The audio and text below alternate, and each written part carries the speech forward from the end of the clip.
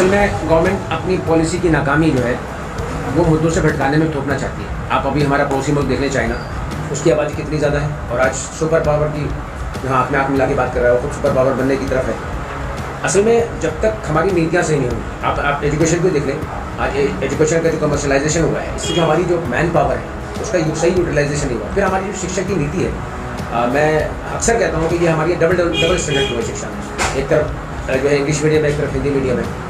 मैं कहता हूँ चपरासी से लेकर राष्ट्रपति तक एक सिस्टम क्यों नहीं है। देखिए चाइना चाइनीज़ में बोलकर अपने पाठ्यक्रम को चाइनीज़ में पढ़ाकर बड़ी की सुपर पावर बन रहा है। जापान जैपनीज में पढ़ाता तो हम अपने पाठ्यक्रम को अपनी मदर लैंग्वेज टंग में क्यों नहीं पढ़ा सकते। क्या मैंने जहाँ तक पढ़ा है शायद अम्बेडकर अपने माँ बाप की 11वीं औलाद थे वाले, गांधी जी भी तकरीबन काफ़ी ज़्यादा, आइंस्टाइन अपने माँ बाप की बहुत ज़्यादा आगे की औलाद थे। इसी तरह जितने बड़े बड़े दुनिया में साइंटिस्ट हुए, पता नहीं हम जिस बच्चे को आने से रोक रहे हैं, हो सकता है वो कल का बहुत बड़ा वैज्ञानिक हो, कल का बहुत बड़ा फिलोसफर हो, कल का बहुत बड़ा डॉक्टर। ये इनकी नीति है कि हर चीज़ को ये धार्मिक एंगल देना चाहते हैं ताकि इनकी जो पोलराइजेशन की ध्रुवीकरण की राजनीति है वो सक्सेस हो जाए। लेकिन अब जनता ने देख लिया कि किस तरह उनके अपने घर वाले ऑक्सीजन की कमी से कैसे तड़प तड़प के मर गए।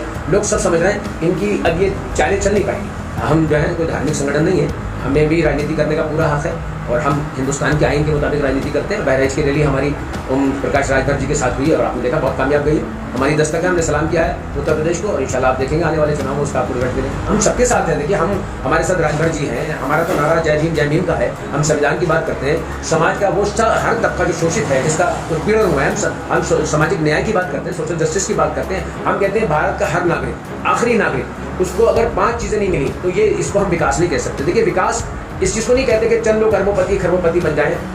विकास कहते हैं जब तक हर आखिरी आदमी को शिक्षा आसानी से ना मिले, स्वास्थ्य आसानी तक ना पहुंच पाए। निज़ामी साहब, पहला सवाल हमारा ये है कि जनसंख्या नियंत्रण कानून पर आप क्या कहना चाहते हैं। यूपी में लागू होने वाला है जिस पर बात चल रही है, डिबेट चल रही है। देखिए मैं ये कहता हूँ असल में गवर्नमेंट अपनी पॉलिसी की नाकामी जो है वो मुद्दों से भटकाने में थोपना चाहती है। आप अभी हमारा पड़ोसी मुल्क देख लें चाइना, उसकी आबादी कितनी ज़्यादा है और आज सुपर पावर की जहाँ अपने आप मिला के बात कर रहा है वो खुद सुपर पावर बनने की तरफ है।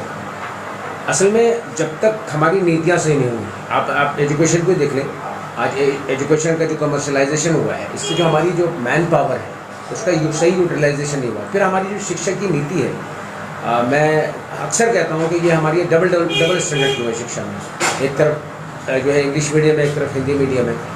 मैं कहता हूँ चपरासी से लेकर राष्ट्रपति तक एक सिस्टम क्यों नहीं है। देखिए चाइनीज़ में बोलकर अपने पाठ्यक्रम को चाइनीज़ में पढ़ाकर वर्ल्ड की सुपर पावर बन रहा है। जापान जैपनीज में पढ़ाता तो हम अपने पाठ्यक्रम को अपनी मदर लैंग्वेज टंग में क्यों नहीं पढ़ा सकते। तो ये तो एक असल में मुद्दों से भटकाने की राजनीति है कि पोलराइजेशन की राजनीति है, क्योंकि वो समझ चुके हैं कि हमने कोई विकास किया नहीं है, सिर्फ ध्रुवीकरण की राजनीति करके शायद उनको लगता है कि हम आखिरी सांस हमें मिल जाए। हालांकि जनता अब सब जान चुकी है, इन सारे चीज़ों से खूब वाकिफ़ हो चुकी है। अच्छा, जिस तरीके से इसको जो है एक मजहब के तौर पर जोड़ा जा रहा है पॉपुलेशन ज़्यादा होने को, वहीं पर बीजेपी के बड़े बड़े नेता हैं जिनके खुद जो है भाई बहन वो से ज़्यादा है, उस पर आप क्या कहें। मैंने बताया नहीं कि जनसंख्या का सही इस्तेमाल हो। देखिए अल्लाह की ये देन है इंसानियत। आप अगर उसका सही इस्तेमाल करते हैं, आप अपने पड़ोसी मुल्क से, मैंने जैसे आपको बताया, हमें इसको सीखने की ज़रूरत है। ख़ुद इनका मैंने जहाँ तक पढ़ा है शायद अम्बेडकर अपने माँ बाप की 11वीं औलाद थे गालिबन। गांधी जी भी तकरीबन काफ़ी ज़्यादा, आइंस्टाइन अपने माँ बाप की बहुत ज़्यादा आगे की औलाद थे। इसी तरह जितने बड़े बड़े दुनिया में साइंटिस्ट हुए, पता नहीं हम जिस बच्चे को आने से रोक रहे हैं, हो सकता है वो कल का बहुत बड़ा वैज्ञानिक हो, कल का बहुत बड़ा फिलोसफर हो, कल का बहुत बड़ा डॉक्टर हो। मज़हब से जोड़ के देखना कैसा है। देखिए मज़हब से जोड़ना, वही तो मैं बता रहा हूँ कि ये इनकी नीति है कि हर चीज़ को ये धार्मिक एंगल देना चाहते हैं ताकि इनकी जो पोलराइजेशन की ध्रुवीकरण की राजनीति है वो सक्सेस हो जाए। लेकिन अब जनता ने देख लिया कि किस तरह उनके अपने घर वाले ऑक्सीजन की कमी से कैसे तड़प तड़प के मर गए। लोग सब समझ रहे हैं इनकी अब ये चालें चल नहीं पाएंगी।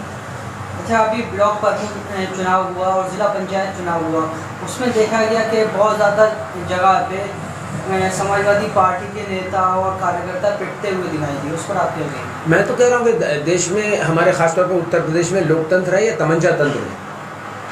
अब मैं तो पिछले साल भी मैंने ये बात कही थी, अगर आप मुझसे जुड़े हुए तो आपने देखा होगा, मैं कहता हूँ ज़िला पंचायत अध्यक्ष के चुनाव जो है डायरेक्ट जनता के द्वारा होना चाहिए। इसके अंदर जितना ये करप्शन है, कोई भी सरकार आती है इसमें दबंगाई दिखाती है और उनको धन बल बाहुबल से उनको उसको जो है उसको ख़राब करना चाहती है।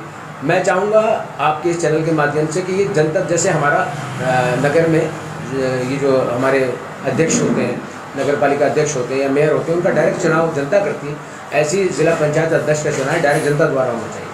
अच्छा, समाजवादी पार्टी एक तरफ जो है 350 सीट जीतने का और सत्ता बनाने का ख्वाब देख रहे हैं, वहीं ज़िला पंचायत में उसके एरिया में जहाँ पर समाजवादी पार्टी का गढ़ है वहाँ लोग रोज जीतेंगे। असल में वही तो मैंने बताया कि जो भी पार्टियां आती हैं, इससे पहले भी आप देख लें तारीख गवाह, लेकिन इसका नुकसान होता है। आप देख लें मायावती के दौर में यही हुआ और उसका रिजल्ट क्या हुआ कि उसके बाद का चुनाव हारी, मायावती हारी। समाजवादी के दौर में भी यही हुआ, उसके बाद का क्या रिजल्ट आया कि ये बाहुबल और धन बल और सब डरा कर धमका कर ये जिस तरह का एक पूरा तंत्र का इस्तेमाल करके जिस तरह चुनाव जीता रहता है, आप देख लीजिएगा रिजल्ट जो है फ्यूचर में 2022 में इसका अगेंस्ट आने वाला है। अच्छा, 2022 चुनाव पे जाएंगे, असदुद्दीन ओवैसी साहब की बहराइच में रैली हुई, उस रैली पर आप क्या कहेंगे? बहुत अच्छी बात है, हमें भी हक़ है हम चुनाव लड़ें और हर किसी को इलेक्शन कमीशन ऑफ इंडिया ने, हम जो है कोई धार्मिक संगठन नहीं है, हमें भी राजनीति करने का पूरा हक़ है और हम हिंदुस्तान के आइन के मुताबिक राजनीति करते हैं। बहराइच की रैली हमारी ओम प्रकाश राजभर जी के साथ हुई है और आपने देखा बहुत कामयाब गई है। हमारी दस्तक है, हमने सलाम किया है उत्तर प्रदेश को और इंशाल्लाह आप देखेंगे आने वाले चुनाव में उसका आपको रिजल्ट मिलेगा। अच्छा, मीडिया ने जो है इसको बहुत ज़्यादा हाईलाइट किया और इस पर कंट्रोवर्सी हुई कि मज़ार पे जाने को लेकर मीडिया ने कहा कि ये मज़ार पे नहीं जाना चाहिए असदुद्दीन ओवैसी को, उस पर आप क्या कहेंगे? देखिए, मीडिया जो गोदी मीडिया है, देखिए वो तो आप जानते हैं कि वार ऑफ परसेप्शन पर काम करती है, उनका एक परसेप्शन क्रिएट करने का, ताकि लोगों को, आपने इंग्लिश में कहावत सुनी होगी, if you can not convince the people you can confuse him. Media का काम हमेशा होता है कि जो राजनीतिक जो पार्टियाँ सही मानों में सत्ता या विपक्ष का रोल अदा कर सकती हैं। आप खुद देख लिए पिछले साल में ओवैसी साहब के अलावा किसने विपक्ष का रोल अदा किया है। उनको पता है कि जो आवाज़ विपक्ष या सत्ता पक्ष की उभर सकती है, वो जो सत्ता पक्ष में जा सकता है या विपक्ष एक प्रभावी विपक्ष बन सकता है, उसको कैसे बदनाम किया जाए। और इतिहास गवाह है, जब जिस चीज़ का मुकाबला नहीं किया जाता तो उसको बदनाम करने की शुरुआत की जाती है। अच्छा, एमवाई फैक्टर नहीं चलेगा, असदुद्दीन ओवैसी साहब ने कहा है वो A to Z फैक्टर चलेगा। बिल्कुल, हम सबके साथ हैं। देखिए, हम हमारे साथ राजभर जी हैं, हमारा तो नारा जय भीम का है। हम संविधान की बात करते हैं, समाज का वो हर तबका जो शोषित है, जिसका उत्पीड़न हुआ है, हम सामाजिक न्याय की बात करते हैं, सोशल जस्टिस की बात करते हैं। हम कहते हैं भारत का हर नागरिक, आखिरी नागरिक, उसको अगर 5 चीज़ें नहीं मिली तो ये इसको हम विकास नहीं कह सकते। देखिए, विकास इस चीज़ को नहीं कहते कि चंद लोग अरबोपति खरबोपति बन जाएं। विकास कहते हैं जब तक हर आखिरी आदमी को शिक्षा आसानी से ना मिले, स्वास्थ्य आसानी तक ना पहुंच पाए। आज देखिए, आज बीमार पड़ जाए तो क्या गरीब आदमी पहुंच पा रहा है इलाज तक। आप प्राइवेट हॉस्पिटल में जाइए तो आपकी जो है प्रॉपर्टी ख़त्म हो जाती है, सरकारी में जाइए तो आपकी जान ख़त्म हो जाती है। इसी तरह आपको क्या इंसाफ मिल पा रहा है? एक गरीब आदमी के इंसाफ तक पहुँच सकता है? इंसाफ सस्ता होना चाहिए, लॉ एंड ऑर्डर, शांति व्यवस्था होना चाहिए, ताकि क्योंकि कोई भी देश जब भी विकसित माना जा सकता है या विकास उसका माना जा सकता है जब वहाँ पर ये 5 चीज़ें हर आखिरी इंसान तक, रोजी रोटी, शिक्षा, स्वास्थ्य, इंसाफ और लॉ एंड ऑर्डर, ये आसानी से पहुँचे। आप तो आम जनता के जो मुद्दे हैं उस पर बात कर रहे हैं, मगर मीडिया और विरोधी पार्टी तो आपको कहते हैं कि आप मजहबी मुद्दे उठाते हैं। देखिए, धर्म में सांप्रदायिकता किसे कहते हैं, इसको असल में गलत इंटरप्रिटेट किया गया है। मैं सबसे पहले ये आपसे मैं सवाल करता हूँ, आप जब घर में कमा कर आते हैं तो सबसे पहले अपने परिवार का ध्यान रखते हैं, अपने परिवार का हम, उसके बाद आप पड़ोसी का भी ध्यान रखते हैं। अपने कौम का अगर मैं बात कर रहा हूँ तो ये, और उसकी वेलफेयर की बात सोच रहा हूँ, तो ये सांप्रदायिकता कहाँ हो गई? हाँ, सांप्रदायिक व्यक्ति जब हो जाऊँगा मैं, अगर मैं अपनी कौम की नाजायज़ बात में उसका साथ दूँ, अगर मैं अपनी कौम की वेलफेयर की बात क्यों नहीं कहूँगा, मैं नहीं कहूँगा तो कौन कहेगा? देखिए, आज कांग्रेस डरती है मुसलमान की बात करने से, क्योंकि उनको डर है कि हमारा दूसरा वोट डर।